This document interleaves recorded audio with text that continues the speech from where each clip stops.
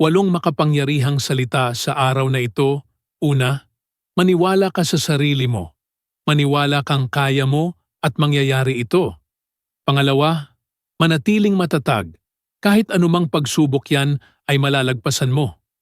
Pangatlo, huwag kang susuko.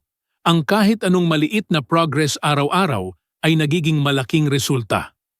Pangapat, maging magpasalamat. Ang pusong puno ng pasasalamat ay parang magnet para sa mga himala. Panglima, magtrabaho ng buong puso. Ang magagandang bagay ay dumarating sa mga nagsisikap. Panganim, maging mapagkumbaba, tahimik na magtrabaho ng husto, at hayaang ang tagumpay mo ang mag-ingay. Pangpito, maging mabait. Ang kabaitan ng loob ang nagbibigay ng kagandahan sa sarili. Pangwalo, palaging ngumiti dahil ang pagngiti mo ang nagbibigay kulay sa buhay. Nagustuhan mo ba ang video? Share mo na at i-follow mo na ako.